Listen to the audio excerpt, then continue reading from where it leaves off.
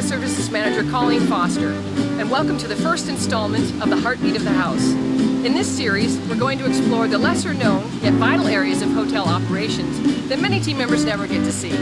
Today, we're going to take a closer look at the front waterfall. It's absolutely gorgeous. Everybody's seen it, but there's a lot more to it than meets the eye. Let's take a closer look. Made with steel wire and fiberglass, the incredibly realistic-looking waterfall is just part of this particular water feature that greets our guests as they arrive. The water drains into a catchment called the abyss.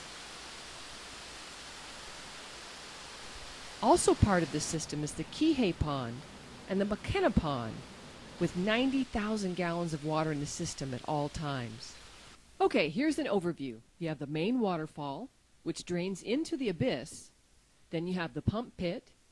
You have the Kihei and the McKenna Ponds and the atrium pump room. Okay, this is where it gets complicated. Using the abyss as the starting point, water flows into the pump pit and out into an 8-inch main line which feeds the main waterfall. About 40% of that water is diverted to the atrium pump room. From the atrium pump room, water is sent to the Kihei and McKenna Ponds, as well as a portion being sent back to that 8-inch main line which is feeding the main waterfall. The water from the Kihei and the McKenna Ponds drains back into the abyss, completing the cycle.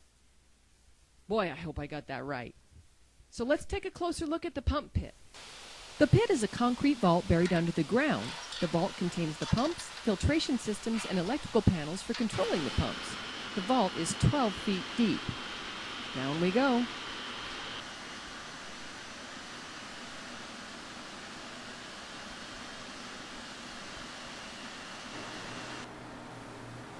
These powerful pumps take water in from the abyss and water back to the waterfall, and also send water to the atrium pump room, which we'll visit a little later on.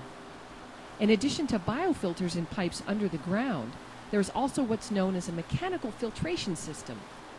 Using a basket filter, leaves, flowers, and other debris that fall into the water are cleaned out here.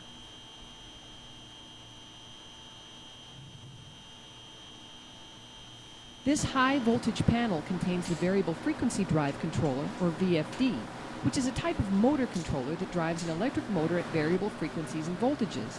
This device saves the hotel thousands of dollars on their electric bill and uses power much more efficiently. Now let's head to the atrium pump room, which is located on the 3rd floor in the hotel.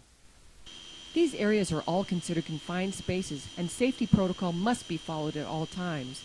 Here, the water that is diverted from the abyss goes through additional filtration.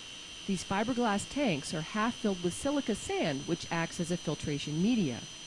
These tanks must be backwashed to stay clean. The water that's backwashed goes into this cistern, which is then filtered again before being released into the storm drain system. There are more electrical control panels here which control the flow of water through the filtration systems before the water is sent back to the various water features. This is also where the supplies are stocked for regular repairs and maintenance. The front waterfall system is far more complex than we have time for here, but this gives you some idea of what it takes to keep this amazing water feature operating day after day. I hope you enjoyed learning more about the front waterfall with me today. Don't forget to tune in next time when we continue to explore the lesser-known areas of the hotel in the heartbeat of the house.